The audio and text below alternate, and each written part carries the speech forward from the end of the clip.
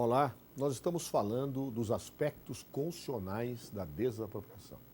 E no primeiro módulo, nós vimos que dentro da conceituação que me parecia mais adequada, expropriar é toda e qualquer forma de aquisição compulsória pelo Estado, sem ou com o pagamento de indenização. Quando a expropriação é indenizável, ela recebe o nome de desapropriação. Quando a expropriação não é indenizável, ela recebe o nome de confisco, conforme ocorre no artigo 243 da Constituição Federal. Nós já falamos das formas de confisco previstas no artigo 243. Vamos falar agora das formas de desapropriação previstas na Constituição Federal. As formas de desapropriação previstas na Constituição Federal, obviamente, são exceções ao direito de propriedade colocada no artigo 5º, inciso 24. E, por óbvio, as formas constitucionais estabelecidas para a desapropriação devem ser limitadas a elas próprias, por uma razão muito simples. Somente a Constituição pode prever formas de desapropriação. A lei pode disciplinar estas formas de desapropriação que estão previstas na Constituição. A lei, a legislação infraconstitucional, não pode criar novas formas de desapropriação. Por quê? Porque, obviamente, se o fizer, estará contrariando o disposto no artigo 5º, inciso 22 da Constituição Federal. Portanto, todas as formas de desapropriação devem estar previstas na Constituição Federal como estão, não podendo o legislador infraconstitucional criar novas formas de expropriação indenizada. A Constituição Federal prevê 3 formas diferentes de desapropriação. 3 formas. A primeira, a chamada desapropriação ordinária, desapropriação regra, desapropriação padrão. É a desapropriação tradicional do direito brasileiro. Ou seja, é aquela desapropriação que acontece na maior parte dos casos. É a desapropriação regra, desapropriação ordinária, desapropriação padrão. E está prevista no artigo 5º, inciso 24 da Constituição Federal. 5º, inciso 24. É chamada também de desapropriação por necessidade pública, utilidade pública ou interesse social. Portanto, nós temos no artigo 5º, inciso 24, a desapropriação ordinária, a desapropriação regra, a desapropriação padrão, a desapropriação tradicional, conhecida como desapropriação por necessidade pública, utilidade pública ou interesse social. Além desta forma de desapropriação regra, nós temos 2 formas de desapropriações excepcionais, também conhecidas como desapropriações extraordinárias, desapropriações especiais, dentre outras denominações que encontramos na doutrina. Na verdade, se o artigo 5º, inciso 24, prevê a desapropriação ordinária, o correto é que nós venhamos a chamar essas 2 outras formas de desapropriação excepcionais de desapropriações extraordinárias. Onde estão localizadas no texto constitucional estas 2 formas de desapropriações extraordinárias? A primeira forma de desapropriação extraordinária está prevista no artigo 182, parágrafo 4º, inciso 3º da Constituição Federal. Repito, artigo 182, parágrafo 4º, inciso 3º da Constituição Federal. E pode ser denominada de desapropriação para fins de política urbana. A segunda forma de desapropriação extraordinária está prevista no artigo 184 e seguintes da Constituição Federal. E pode ser chamada de desapropriação por interesse social para fins de reforma agrária. Repito, a segunda forma de desapropriação extraordinária está prevista no artigo 184 e também nos artigos seguintes e pode ser chamada de desapropriação por interesse social para fins de reforma agrária. Em síntese, a desapropriação ordinária está prevista no artigo 5º, inciso 24, e é chamada de desapropriação por necessidade pública, utilidade pública e interesse social. A primeira forma de desapropriação extraordinária está prevista no artigo 182, parágrafo 4º, inciso 3º da Constituição Federal, e é chamada desapropriação para fins de política urbana. E a segunda forma de desapropriação extraordinária está prevista no artigo 184 e também nos artigos seguintes da Constituição e pode ser chamada de desapropriação por interesse social para fins de reforma agrária. Vamos estudá-las. Comecemos pela desapropriação ordinária prevista no artigo 5º, inciso 24 da Constituição. Pegue a Constituição e você lerá, no artigo 5º, inciso 24, a seguinte regra. A lei estabelecerá o procedimento para desapropriação por necessidade ou utilidade pública ou por interesse social, mediante justa e prévia indenização em dinheiro, ressalvados os casos previstos nesta Constituição. Vejam, a Constituição é clara. Ela fixa uma regra dizendo como deve ser a desapropriação e após acrescenta, ressalvados os casos previstos na Constituição. Ou seja, essa é a desapropriação regra. Os outros casos que estão ressalvados na Constituição são as desapropriações extraordinárias, que são as duas que mencionei. Quais são as características dessa desapropriação ordinária? Em primeiro lugar, ao ler a Constituição, você vê que em nenhum momento o legislador constitucional disse qual é o ente da federação que pode fazer essa desapropriação. Há um silêncio. E disto se deduz que todos os entes da federação podem realizar esta desapropriação prevista no artigo 5º, inciso 24. Ou seja, União, Estados, Distrito Federal e municípios podem realizar esta desapropriação prevista no artigo 5º, inciso 24. Esta, portanto, é uma desapropriação colocada constitucionalmente à disposição de todos os entes da federação. A União pode desapropriar com base neste artigo, o Estado pode fazê-lo, o Distrito Federal pode fazê-lo e o município pode fazê-lo. Portanto, em relação ao sujeito competente para realizar esta desapropriação, podemos responder: todos os entes da federação podem efetivá-la. Segunda característica. Vejam que a Constituição prevê uma forma de desapropriação e fala de 3 motivos que podem ensejá-la. 3 motivos. Quais são os 3 motivos? É só ler.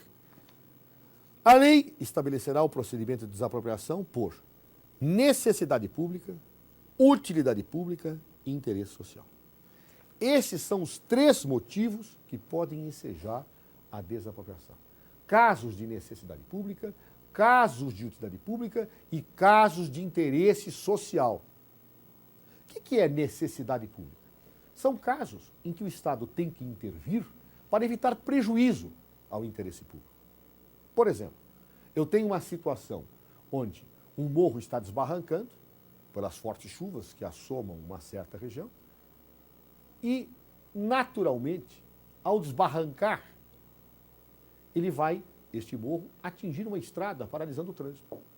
É necessário, portanto, fazer uma obra de contenção deste morro. Mas esta obra de contenção tem que ser feita num terreno que não pertence ao Estado. Como fazer? Como resolver este problema? O Estado quer adquirir aquele bem. Então, procede à sua aquisição compulsória indenizável. Isto é, desapropria por necessidade pública. Ou seja, necessidade pública é toda e qualquer situação em que o Estado tem que intervir para evitar um prejuízo ao interesse público. Já a utilidade pública tem uma outra característica. Utilidade pública é aquilo que traz algo de útil para o interesse público. Não é para evitar um prejuízo, mas é para trazer algo de útil à coletividade que o Estado intervém. Exemplo, faltam escolas. O Estado precisa ter escolas. Então escolhe um bem para lá fazer a escola. Só que este bem pertence a uma pessoa privada. Ora, o que ele faz? Desapropria este bem para fazer a escola. Ou seja, é um caso em que a desapropriação visa trazer algo de útil para a coletividade, uma escola. Diferente da necessidade pública, em que efetivamente a ação expropriatória se prende a evitar um dano, evitar um prejuízo. E, finalmente, os casos de interesse social. São casos em que o Estado não está tentando evitar um prejuízo, nem está tentando fazer algo de útil para todos, mas atender a um valor socialmente relevante, atender a um valor que a sociedade tem como correto. Por exemplo, nós sabemos que em nosso país muitas pessoas não têm casa. E o direito à habitação é um direito de todos. Então, o Estado resolve promover um programa de habitações populares para que essas pessoas possam ter casas a financiamentos baixos.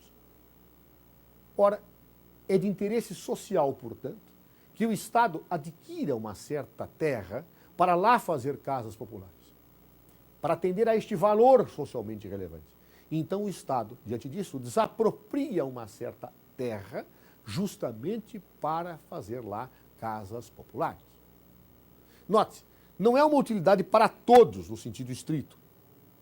Não é algo que eu estou fazendo para evitar um prejuízo iminente. É algo que eu estou fazendo para atender um valor social relevante, que é o direito de moradia para todos os cidadãos. São nesses três casos, necessidade pública, utilidade pública e interesse social, que a Constituição autoriza o Estado a desapropriar. Portanto, os três motivos dessa desapropriação são necessidade pública, utilidade pública e interesse social. É evidente que os casos de necessidade pública, utilidade pública e interesse social serão objeto de um tratamento legislativo infraconstitucional, que vai especificar quais são os casos de necessidade pública, quais são os casos de utilidade pública, quais são os casos de interesse social. Mas é evidente que a lei deve ficar sempre amarrada a esses contornos, isto é, saber o que é necessidade pública, saber o que é utilidade pública, saber o que é interesse social. E, portanto, a lei, não podendo extravasar os limites destes motivos, acaba, então, definindo estes casos. Portanto, esta é uma forma de desapropriação que pode ser feita por quaisquer dos entes da federação e apenas diante desses três casos que serão especificados pela lei, mas que já estão pré-enquadrados na Constituição. Casos de necessidade pública, casos de utilidade pública, casos de interesse social. Outro aspecto relevante que nós devemos atentar quando analisamos esse dispositivo constitucional reside no fato de que fica evidente que esta forma de desapropriação, a desapropriação ordinária, a desapropriação do artigo 5º, inciso 24, não foi criada para punir alguém. Ela não foi criada para sancionar alguém.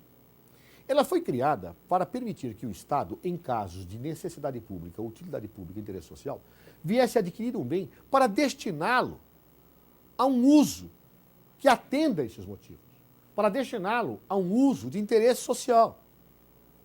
Ou seja, esta forma de desapropriação, ela não existe para punir alguém, para sancionar alguém ou para perseguir alguém. A finalidade desta desapropriação, portanto, é possibilitar ao Estado a destinação de um bem a um interesse público. Esta é a razão de ser pela qual a Constituição criou esta forma constitucional. Por que eu estou dizendo isso? Porque muitas vezes as autoridades públicas utilizam competências constitucionais ou legais para atingir finalidades diversas daquelas para as quais essas competências foram normativamente estatuídas. E quando uma autoridade pública utiliza uma competência para perseguir finalidade diversa daquela para a qual a competência foi instituída, eu tenho um vício, eu tenho um confronto com a lei e com a Constituição. É claro, se a Constituição ou a lei estabeleceram um instituto, atribuíram a um agente público uma competência para alcançar uma certa finalidade, se a autoridade pública utiliza esta situação de competência para alcançar outra finalidade, eu tenho uma ilegalidade. E esse vício, essa ilegalidade, recebe um nome em direito administrativo. E o nome é desvio de poder ou desvio de finalidade. Portanto, desvio de poder ou desvio de finalidade é a utilização de uma competência para atingir finalidade diversa daquela para a qual ela existe, prevista na ordem jurídica. Ora, esta desapropriação não existe para sancionar ninguém. Esta desapropriação não existe para punir ninguém. Esta desapropriação existe para destinar um bem a uma finalidade de interesse social a partir de casos de necessidade pública, utilidade pública e interesse social. Logo, se eventualmente um administrador público utilizar esta desapropriação do artigo 5º, inciso 24 da Constituição, para sancionar, para punir, para perseguir alguém, eu tenho uma desapropriação realizada de maneira ilegal pela ocorrência do vício, desvio de poder ou desvio de finalidade. Já, no terceiro módulo, continuaremos a ver estas características da desapropriação do artigo 5º, inciso 24. Até já.